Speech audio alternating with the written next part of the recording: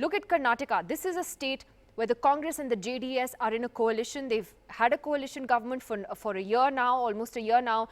And what a pathetic coalition it's been, frankly. It's not worked. They've been bickering, they've been fighting, and it is reflecting now in the results here. This government is in very real danger of falling in the next few days. So Karnataka will be a story to watch out for even after this general election. A sweep again by the BJP.